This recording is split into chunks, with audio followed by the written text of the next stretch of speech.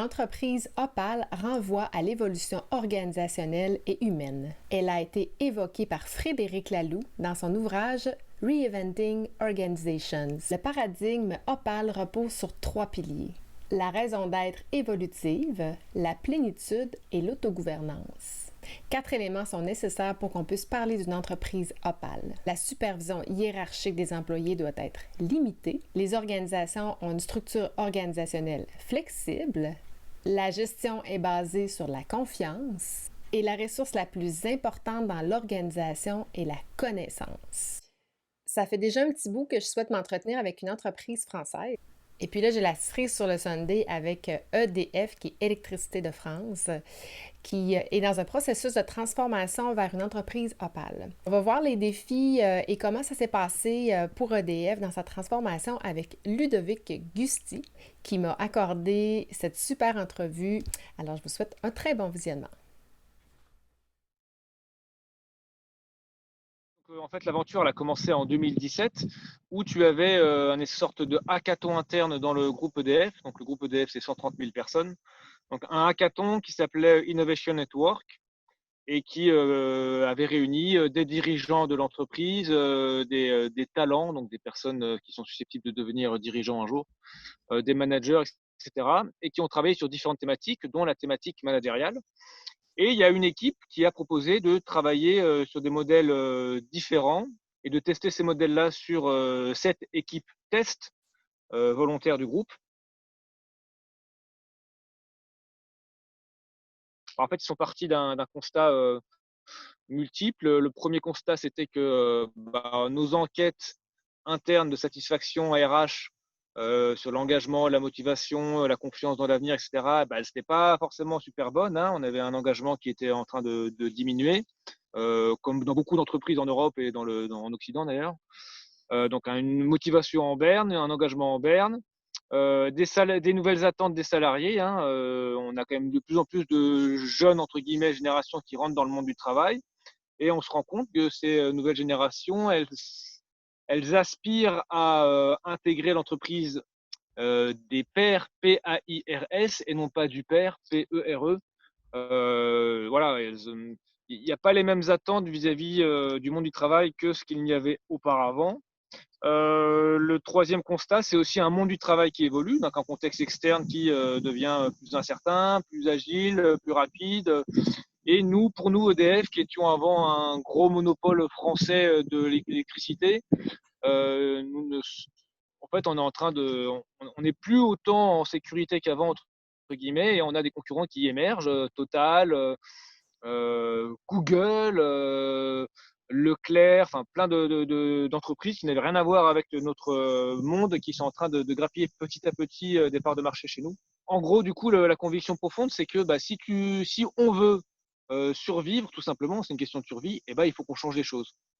Et que pour nous, pour avoir de la performance pérenne dans la durée et pour survivre, tout simplement, il faut qu'on ait des personnes qui soient engagées dans le groupe. Si tu veux avoir des personnes engagées, il faut qu'elles prennent du plaisir dans leur travail et qu'elles y trouvent du sens. Et que pour nous, ce plaisir et ce sens au travail, il passe notamment par la confiance, l'autonomie, la responsabilisation, la liberté. En gros, on veut arrêter de se concentrer comme on le faisait avant de manière assez classique sur les processus, les statuts, la hiérarchie, enfin le truc bien hiérarchique, bien classique. On veut casser un peu ce modèle-là, on veut se concentrer plus sur la valeur créée, sur l'humain et sur le sens, sur pourquoi est-ce qu'on fait ça. Ils ont recherché 7 équipes dans le groupe EDF. Moi, j'ai levé la main du coup à ce moment-là. J'étais manager à l'époque. Donc, j'étais responsable de 2 centrales de production hydroélectrique. J'avais quoi, 40, 45 personnes. Et donc, on a été 7 équipes et 7 managers à se lancer dans l'aventure en 2017. Au début, sans trop savoir vers quoi on allait, mais l'idée, c'était de tester pendant un an des choses un peu différentes. Alors, l'idée, c'est quoi? C'est de se dire que il y a 4 ou 5 gros terrains de jeu qui sont définis, qui sont proposés. Le premier, c'est la gouvernance et la prise de décision, donc première thématique. Donc, comment faire en sorte pour remettre la décision, le pouvoir de décision au bon niveau sur le terrain, comment gagner en agilité, etc. Deuxième thématique, l'organisation du travail. Donc, comment être mieux travailler ensemble, mieux communiquer, gagner en agilité, toutes ces choses-là. Troisième thématique, la reconnaissance. Quatrième thématique, le recrutement et la montée en compétences. Et la cinquième thématique, les espaces de travail et les lieux. Parce que sans aller jusqu'à dire que la géographie fait l'histoire, l'influence, il y a une influence qui est pas négligeable des espaces de travail, de la manière dont ils sont modulés euh, sur la motivation des personnes. Donc voilà, donc en gros, tu te lances dans la démarche en 2017 avec 6 autres managers et leurs équipes. On te dit, écoute, il y a 5 gros terrains de jeu sur lesquels on va jouer. Maintenant, en gros, tu te démerdes. Il y avait pas de, c'est pas du lean management. T'as pas un processus d'étape par étape. Jour 1, tu vas faire ça. Jour 2, tu vas faire ça. L'idée, c'était de te dire, tu vas co-construire avec ton équipe un cheminement. Tu vas y aller pas à pas en travaillant sur ces thématiques, les 5 thématiques dont je t'ai parlé et en essayant des pratiques un peu différentes, un peu plus libérées, un peu plus agiles, un peu plus responsabilisantes qui soit adapté à ton contexte, à ton activité et à la maturité de ton équipe. Et après, en fonction, tu avances. Et nous, on sera là pour t'épauler. Si tu as besoin de ressources, si tu as besoin de formation particulière, personnelle ou pour ton équipe, si tu as besoin de coach, si tu as besoin de protection au niveau dirigeant, etc. Mais en gros, Mais après, c'est toi qui passes ta route. au début, les 7 managers, vous avez été invités Ouais. à lancer ça, mais sans Oui. nécessairement avoir de méthode. En fait, au début, il y a eu un bootcamp de lancement. On a été réunis à Paris, là, les 7 managers, avec un collaborateur de notre choix. Et pendant un jour, on a été entre guillemets un peu lancé et puis boosté. On a eu des interventions de Laurence Vanet, qui est assez connue en Europe, en tout cas dans le monde dans le monde des entreprises libérées, qui maintenant a créé sa propre structure, hein, mais qui a complètement révolutionné la manière d'appréhender le travail dans le ministère. Je crois que c'est du travail, mais je suis plus certain en Belgique. Sécurité sociale, je sais plus. Bref. Donc on a eu une intervention externe et puis après aussi en groupe, on a commencé à phosphorer sur quelles seraient les règles du jeu, quels seraient les premiers pas quand tu rentres dans ton équipe. Mais à part ça, une fois que tu as fait ce bootcamp de lancement, qu'on t'a donné pas mal de trucs d'inspiration, le bouquin de Frédéric Laloux par exemple, mais tu as d'autres choses qui existent, des films ou d'autres ouvrages, après tu étais un peu seul, quoi. Il faut bien le OK. dire au Donc, il n'y début. avait pas d'objectif de dire ben, Non, intègre la méthode Opal ou transforme l'entreprise vers une entreprise libérée. alors, du coup, quand tu regardes le bouquin de Lalou, on ne fonctionne pas de la même manière parce que lui, il découpe la démarche, il découpe sa philosophie en 3 gros pavés. Je crois qu'il y a la gouvernance partagée, il y a la raison d'être évolutive et il y a, je sais plus ce qu'il y a, enfin, il y a 3 gros pavés dans ce bouquin, Frédéric Laloux. Nous, ça a été découpé un peu différemment. L'approche a été découpée en 5 gros terrains de jeu que je t'ai dit auparavant. Donc, on l'approche pas exactement pareil, mais l'esprit, ça reste le même. C'est de se dire qu'il faut avoir une raison d'être et donner un sens au travail que tu fais dans ton équipe et le faire évoluer. Et puis, faire confiance à ses équipes pour libérer les initiatives, faire confiance aux personnes, etc. Il y a des choses qui ont été mises en place, notamment un exemple simple, c'est la pratique de la chaise libre. Ce qu'on appelle la chaise libre, c'est par exemple en comité de direction, tu laisses une ou deux chaises libres pour n'importe quel agent de l'entreprise, qu'il soit manager, technicien, enfin, peu importe, pour qu'il puisse assister à l'organe de direction et puis donner son avis et puis commenter, enfin voilà, et puis ouais, participer, vraiment être partie prenante des organes de direction. On a fait le recrutement partagé, c'est-à-dire que les personnes qui postulaient dans les équipes étaient reçues par l'ensemble de l'équipe, et c'est bien le collectif, l'équipe, et non pas le manager, qui décidait si oui ou non cette personne était apte à intégrer le groupe. Donc on passait vraiment dans un mode de décision beaucoup plus participatif. On a travaillé sur la montée en compétences en travaillant sur la formation par les pairs. Donc, c'était des techniciens qui formaient les autres techniciens sur des sujets qui étaient choisis à l'avance par eux. On a travaillé sur l'auto-affectation, c'est-à-dire qu'on voulait sortir du schéma où le manager allait distribuer le travail tous les lundis à l'ensemble des techniciens sur le terrain, mais on voulait plutôt que ce soit les techniciens qui se répartissent ce travail entre eux de manière beaucoup plus organique et plus simple et moins descendante et même plus efficace parce qu'au final, après, tu as un plan de charge qui est beaucoup plus cohérent et mieux lissé et mieux accepté. Sur la communication, on a essayé de trouver des moyens de communication beaucoup plus simples et directs et beaucoup plus humains, entre guillemets. Un exemple tout con, c'est à l'issue des comités de direction que tu faisais avec les autres managers et avec la direction, au lieu de faire éventuellement un document Word que tu balançais aux équipes mais que personne ne lisait, on prenait notre téléphone, on se filmait pendant 2-3 minutes en tant que manager et on faisait la synthèse du comité de direction en direct, en live, en vidéo, et on a envoyé ça aux équipes. C'est con, mais c'est juste comment est-ce que tu rends tu raccourcis, enfin, tu rapproches la relation entre le manager et les équipes de terrain. Faire du Opal, c'est pas dire on lâche les brides partout, c'est de se dire on lâche les brides au bon endroit qui ont du sens pour les collaborateurs et qui ne mettent pas en péril, enfin qui ne mettent personne en danger, quoi. Enfin, bref, il y a plein de processus qui existent, qui sont assez bien expliqués, qu'on peut utiliser pour revoir nos manières de diriger, de gouverner, de prendre des décisions et de vivre ensemble en communauté. Voilà, donc on s'est lancé là-dedans, sachant qu'aussi la première chose que tu fais aussi en tant qu'équipe qui se lance, c'est de définir un terrain de jeu. C'est super important. C'est de se dire, bon bah voilà, on va faire des choses, on va prendre du plaisir, on va essayer d'aller un peu plus loin dans certaines pratiques. Par contre, il y a des bornes à ne pas dépasser, comme au foot, comme au rugby, comme au tennis. Enfin, il y a un terrain de jeu, quoi. Et ces limites-là, ça va être ça, ça, ça et ça. Et que ce soit bien clair pour tout le monde. Par exemple, chez nous, les limites à ne pas dépasser dans les actions et dans les pratiques qu'on allait essayer, c'était ne pas mettre en péril la sécurité des biens et des personnes, la sûreté de nos ouvrages hydrauliques, ne pas mettre en péril l'image de marque d'EDF, en termes d'image externe, et puis le bien du collectif et non pas le bien individuel. Bref. En gros, si tu faisais un achat, je sais pas moi, un achat de matériel et que le chef ne valide plus maintenant, l'achat de matériel, c'était bien pour le bien du collectif et non pas pour ton bien personnel pour le garder chez toi. Vous avez cadré l'autonomie. En fait, tu es obligé de le cadrer parce que, bon, déjà, quand tu mets aucune barrière, c'est aussi déstabilisant.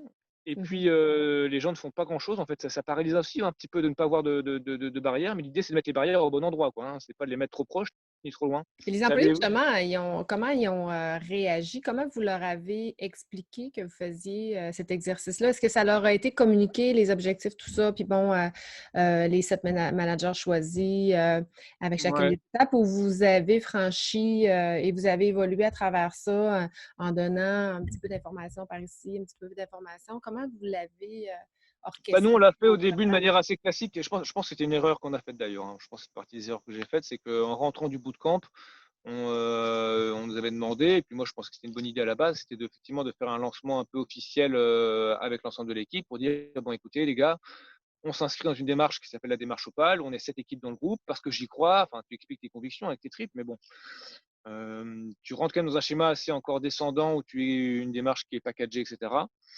Donc, c'est peut-être pas forcément la bonne méthode parce que quand tu fais ça, tu te retrouves en face de 3 types de population finalement. Tu as un tiers de mecs qui vont te regarder avec les yeux qui brillent en disant enfin un truc qui a du sens, on va changer un peu les pratiques parce qu'on en a marre de fonctionner comme des cons. Tu as un tiers de personnes qui va te regarder de manière un peu plus dubitative en disant tous les 3-4 ans, tous les 2 ans, on nous sort un nouveau truc, enfin, il y a une nouvelle démarche qui sort. Bon, bah, encore une énième démarche, dans 2 ans, on parlera d'autre chose. Et puis, tu as un tiers de réfractaires purs et durs qui va dire c'est quoi ces conneries, le chef il est là pour décider, moi je suis là pour faire mon boulot, et puis à 16h45 je me barre et puis c'est tout. Donc tu as un peu ces 3 types de populations-là, et après tout le jeu c'est d'essayer de faire des choses avec les volontaires les plus moteurs pour embarquer le ventre mou, le tiers du ventre mou, en leur montrant que finalement ça a du sens et qu'on y croit. Et puis le tiers de réfractaires, bah, de toute façon tu auras du mal à les changer. Et tu feras avec. Mais comme tu faisais avec avant dans les pratiques classiques de management, où finalement tu manageais déjà, enfin, le fait de manager pour 70% des personnes, si tu arrives à embarquer le ventre mou, c'est largement mieux que de manager pour avant 10% des personnes qui étaient les plus enfin, qui avaient vraiment besoin d'être cadrées et de brider les 90% des autres, quoi. Moi, je sais pas si je me fais bien comprendre, mais avant, on avait un management qui était adapté, qui était très peu adapté à 90% des personnes, parce que ces 90% des personnes-là, elles avaient besoin de liberté, d'autonomie, et puis elles s'étouffaient dans toute notre structure bureaucratique. Et on manageait pour 10% des personnes qui avaient vraiment besoin d'être tenues à la culotte. Et puis voilà. Et voilà, donc le fait de basculer de management, tu embarques beaucoup plus de personnes quoi qu'il arrive, quoi. Même si tu n'arriveras jamais à embarquer tout le monde. Est-ce que vous le feriez de la même façon? Moi, je ne le ferai pas de la même façon parce que je pense que c'est une autre célébrité française, en tout cas des entreprises libérées, là, Alexandre Gérard, qui disait que d'après lui, la bonne façon de faire, c'est de le faire en mode jésuite, entre guillemets. C'est-à-dire pendant, je sais pas, quelques mois, voire un an, tu lances des actions responsabilisantes, tu fais plus confiance, tu libères les initiatives, mais sans mettre de mots derrière. Et au bout d'un an, tu fais un gros événement convivial où tu te dis, regardez les gars, tout ce qu'on a fait depuis un an. regardez comme on a progressé, comme on a augmenté notre liberté, le plaisir au travail, l'engagement, etc., etc. Et ben, sachez que tout ça, c'est comment dire, ça s'intègre dans une démarche plus globale et qu'on va aller encore plus loin maintenant, tous ensemble, et qu'on va le construire maintenant tous ensemble, comment aller plus loin. Mais tu te bases sur des faits acquis pour ne pas te. Enfin, on a quand même choisi des managers qui y croyaient vraiment et qui avaient déjà fait des choses sans le dire depuis un certain temps. En OK. fait, Opal aussi, enfin, la démarche Opal, elle avait aussi la vertu et la volonté de fédérer toutes les initiatives qui avaient été prises sur le territoire, voilà, mais de les fédérer sous un même nom, sous une même bannière, pour un peu dynamiser tout ça et créer une impulsion. Et voilà, on était 7 équipes en 2017. Là, on est entre 200 et 500 équipes. Je me demandais, à travers tout ça, j'imagine qu'il y a eu certaines résistances. Bon, tantôt, tu parlais des employés, là, du tiers des employés qui, anyway, embarqueront pas, mais est-ce qu'il y avait aussi des résistances de la part des autres managers qui Ouais, oui, n'ont oui, pas tout à été fait. Ouais. sélectionnés parmi les sept? Tu avais les organisations syndicales qui n'étaient pas forcément super enclins à voir que. En fait, tu jouais un peu sur leur plate-bande en faisant en sorte que les personnes prennent du plaisir, se sentent bien au travail. Mhm.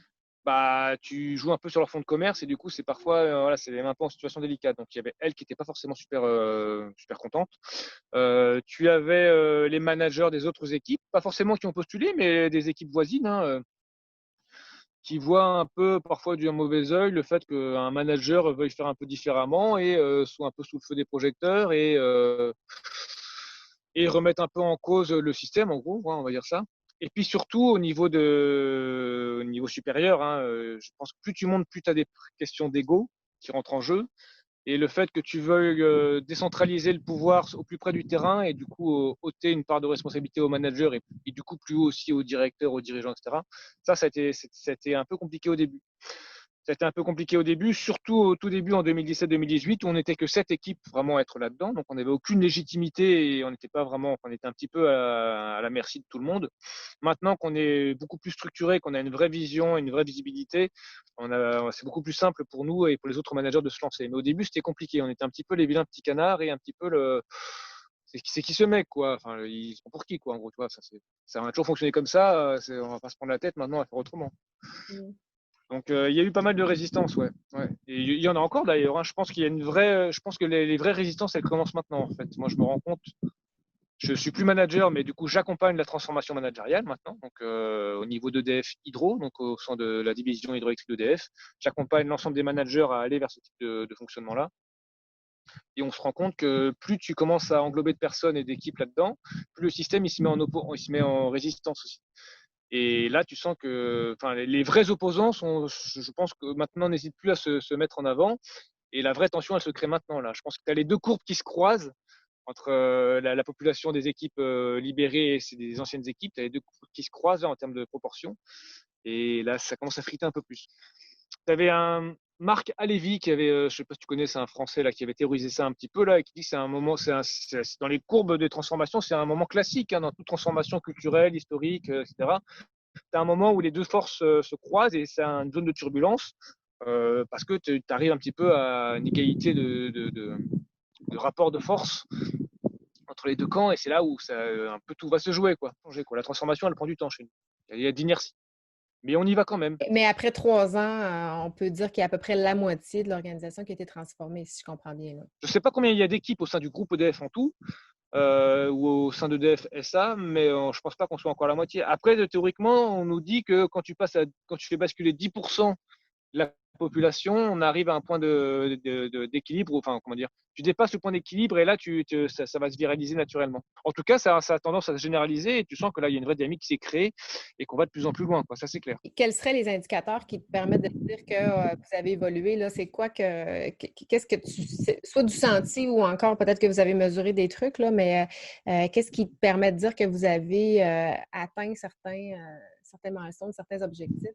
En fait, ils se sont amusés à mesurer 3 indicateurs auprès des équipes Opal par rapport aux équipes du reste du groupe, à ce niveau-là. Et donc, ils se sont basés sur l'accidentologie, sur l'absentéisme et sur la motivation. Voilà, c'est des choses que tu mesures, c'est tangible. Et ils ont prouvé que sur ces 3 indicateurs-là, toutes les équipes Opal étaient supérieures aux équipes du reste du groupe. Je crois qu'en termes d'absentéisme, on a 17 ou 18% en moyenne moins d'absentéisme que les autres équipes, de 5 points de motivation en plus par rapport aux autres équipes, et puis moins d'accidents. Alors, je ne sais plus quel est le rapport que les autres équipes. Donc c'est ça qui donne aussi un peu plus de puissance à ce mouvement-là. Mais c'était quand même un gros défi parce vous êtes combien d'employés déjà au total chez EDF? Je crois, mais je ne veux pas dire de conneries, on est 130 000 ou 140 000. Je sais pas. C'est ça, c'est majeur, là. C'est une grosse organisation, puis faire virer ça, c'est pas. Ah, c'est un paquebot, hein. Tu as plus de mal à passer au-delà de. Enfin, tu as plus de mal à changer les choses. Dans le cas où une entreprise souhaite transformer son organisation pour aller vers un modèle Opal, selon toi, est-ce que ça va être plus facile pour lui, une fois l'entreprise transformée vers ce modèle-là, à gérer l'organisation ou pas? On est persuadé que ça a plus de sens et c'est plus facile pour le dirigeant d'avoir un fonctionnement libéré en dessous parce que tu centralises moins les décisions, tu es moins submergé, tu es beaucoup plus agile. On l'a vu pendant la crise du coronavirus, ça aussi, hein. Les équipes qui étaient plus opales que les autres ont fonctionné beaucoup plus rapidement en agilité, en autonomie, à distance et tout ce que tu veux, sont beaucoup plus rapidement adaptés que les autres. Cette période de crise nous a quand même révélé les failles encore plus criantes du système et le fait que si on est plus agile, plus souple, qu'on sort un petit peu des processus et qu'on fait confiance aux personnes, on arrive beaucoup plus facilement à s'adapter au contexte qui peut évoluer. Ben voilà, on l'a vu en 2 semaines, hein, ça a changé du tout au tout, quoi. Une transformation peut se faire à la base par un besoin de l'organisation, c'est-à-dire la survie de l'organisation, sa pérennité, la main-d'œuvre, tout ça, mais peut se faire aussi pour une plus petite organisation par le besoin du dirigeant lui-même qui souhaite ne plus être impliqué dans toutes les décisions, qui souhaite mieux dormir aussi, qui souhaite des équipes qui sont autonomes et responsabilisées. Fait que c'est deux causes du départ qui sont complètement différentes. Dans les dirigeants qui nous sponsorisaient au début de la démarche et qui sont encore là, hein, tu avais vraiment des dirigeants. Enfin, les dirigeants qui nous sponsorisaient étaient vraiment des dirigeants qui portaient ça dans leur trip, quoi, hein. Un de nos dirigeants, c'est devenu un peu mon mentor là, qui a lancé la démarche. L'a lancé notamment suite à un MBA qu'il avait fait. Et comme prof, il avait Isaac Gates. C'est grâce à lui qu'il s'est dit, mais en fait, quand j'aurai fini mon MBA, là, que je voudrais faire les choses différemment. Donc, il y avait vraiment des dirigeants qui y croyaient et qui ont lancé cette démarche-là, aussi bon, pour des raisons économiques et financières, c'est clair, de survie, mais aussi pour des raisons de conviction personnelle et d'alignement personnel, quoi. Ils y croyaient profondément, quoi. Si ça vient pas des tripes, c'est pas quelque chose Ah, qui bah ça, c'est clair. on peut le marketer, le dire et le faire, puis on peut ne pas le dire, le faire. Oui, c'est sûr, c'est sûr. Et tu en as de plus en plus parce que maintenant, parfois, Opal, ça peut faire peur. Ça devient peut-être trop marketé, je sais pas. Enfin bref. Donc, effectivement, il y en a de plus en plus qui se lancent sans le dire. Mais ouais, les deux peuvent marcher. Ça, je pense que ça dépend beaucoup de l'équipe et puis de la manière dont toi tu le portes et dont toi tu le portais aussi avant, quoi. Si tu avais un conseil à donner à une entreprise, un dirigeant d'entreprise qui souhaiterait transformer son organisation, avant de commencer, ça serait quoi? Je pense qu'il ne faut pas le faire seulement pour les chiffres, hein. Je pense qu'il faut vraiment avoir la conviction profonde que c'est quelque chose qui a du sens et qui correspond à toi, à tes valeurs et à ta relation aux autres. Il y a aussi le fait d'avoir des petites victoires rapides, ça c'était super important pour nous. Et puis il y a aussi entretenir la bonne dynamique, ça c'est pas forcément évident là, c'est-à-dire tu te lances des choses, mais il faut aussi que tu maintiennes ça dans la durée et qu'au bout d'un an, bah, tu restes. Enfin, faut toujours se remettre en question, il faut toujours garder une dynamique qui évite que le soufflet ne retombe au bout d'un moment. C'est un chemin sans fin, quoi. C'est vraiment une quête, quoi. Mmh. Et après, tu prêtes tu prêtes le flanc à des rumeurs. Opal, c'est opaque. À EDF là-bas, ils jouent au baby-foot, ils font ce qu'ils veulent, c'est l'anarchie. Enfin bref. Voilà, je pense que c'est à peu près les cas de conseils. Mais vraiment y croire, quoi. Ça, je pense que c'est le principal, hein. Si tu n'y crois pas, ça sert à rien, hein, d'y aller. On pose des noms sur ces modèles-là, le modèle Opal, l'entreprise libérée, peu importe. Ces modèles-là se ressemblent tous, là. C'est la Oui, responsabilisation, c'est la oui, confiance, c'est oui, l'autonomie, oui. c'est le bien-être des employés. Il y a un tronc commun vers tous ces Oui, c'est sûr. modèles-là. Puis C'est ils vont sûr. à la hauteur de notre confort aussi, parce qu'il y a des organisations que c'est la totale. Ils vont vraiment être dans un mode agile où tous les employés vont prendre toutes les décisions à la même jusqu'au salaire. Et Mhm. d'autres organisations qui vont responsabiliser les employés pour certaines prises de décision, mais moins pour d'autres. Ils vont se garder. Ouais, tout à fait, ouais. Fait que c'est selon l'aisance de l'organisation puis des individus qui la constituent, là. Cette démarche-là, elle s'inscrit maintenant dans je sais pas comment on appelle ça, enfin, sous une démarche chapeau qu'on appelle Osons la confiance au sein du groupe. Et là-dedans, tu retrouves la démarche Opal, mais tu retrouves aussi des démarches beaucoup plus typées lean management, beaucoup plus typées agilité, etc. Et effectivement, elles tendent toutes ces démarches, elles tendent vers de la responsabilisation et de la performance aussi à la clé. Mais c'est la manière d'y arriver qui diffère. Et nous, la méthode Opal, on est vraiment plus centré sur l'humain et la liberté d'agir en fonction de ce que tu penses être le bon fonctionnement et la bonne chose à faire à ce moment-là. Donc, il n'y a pas de rythme imposé, il n'y a pas de procédure imposée, mais c'est beaucoup plus libre. Donc, après, à chaque manager de trouver le courant qui lui correspond le mieux. Il y a certains managers qui vont se lancer dans des démarches vraiment typées lean management, très accompagnées. Pendant 13 semaines, tu as un consultant chez toi qui va te sortir un truc, voilà. Et qui, après avoir fait ça, ils sont un peu rassurés, ils ont mis un pied dans la responsabilisation et la confiance, et ils vont vouloir vraiment travailler plus sur l'humain, la relation à l'autre, etc. Et ils vont aller dans Opal après, par exemple. Est-ce qu'on va travailler sur, bon, l'ego ou, Ouais. est-ce qu'à la base, en partant, on travaille le manager? Donc c'est vachement important de travailler sur soi, c'est sûr. Normalement, le manager qui se lance là-dedans et qui est convaincu, il n'aura pas forcément enfin, il fera appel au coach plutôt pour travailler avec son collectif. Mais oui, le travail, il commence par une transformation interne, ça c'est clair. Est-ce qu'il y a moins de managers qu'auparavant ou cette structure-là est On restée la même? n'est pas vraiment en train de dire qu'il faut supprimer les managers, on est plutôt en train de dire qu'il faut revoir le rôle du manager et la position du manager dans l'organisation. Passer plus à un manager coach qu'à un manager chef qui décide. Il y a eu juste une citation pour moi qui résume assez bien l'esprit de la démarche Opal. C'est une citation de William McKnight. Je ne sais pas si tu connaissais, c'était l'ancien patron, enfin même le fondateur, je crois, de 3M. Ah, OK, Ceux oui. qui ont fait de post-it, etc. Enfin bref, à l'époque, dans les années 50-60, là. Et pour dire que c'est une démarche qui n'est pas forcément. Enfin, c'est pas un truc qui sort des tiroirs, c'est quand même quelque chose qui, c'est un mouvement qui a été initié il y a quand même depuis au moins 50-60 ans, hein, avec Gore à l'époque et puis même déjà lui à l'époque quand même. Et lui, il avait dit quelque chose qui nous parle vachement, enfin, moi qui me parle vachement, qui je pense résume bien l'esprit, qui disait mettez des barrières autour des personnes et vous obtiendrez des moutons. Accordez-leur l'espace dont ils ont besoin. Et je pense que c'est vraiment ça, toi, c'est les barrières, enfin, c'est l'espace de jeu, le terrain de jeu que tu définis. Il faut que tu mettes les barrières au bon endroit, voire parfois pas du tout, ça dépend des personnes.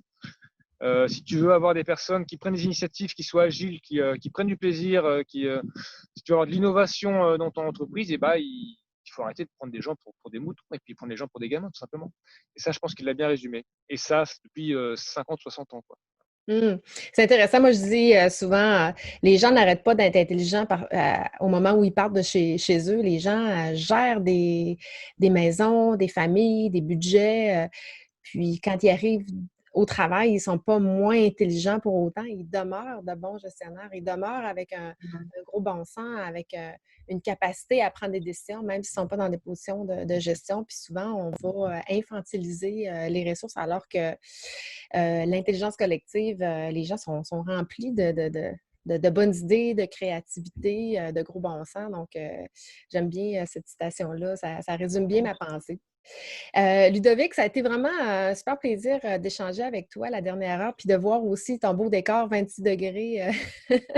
Merci beaucoup, puis ben, au plaisir, Ludovic, d'échanger prochainement. Super, à très bientôt, bonne journée. Mes vidéos t'inspirent? Tu te sens interpellé par celle-ci? Tu penses depuis un bon bout de temps à transformer ton entreprise? Eh bien, le Culture Club est là pour toi. Moi, je crois que la transformation, ça part du dirigeant vers l'entreprise et non l'inverse. Si tu es de cet avis, rends-toi au www.lecultureclub.com/leclub pour entamer ton processus de transformation. Au plaisir d'échanger.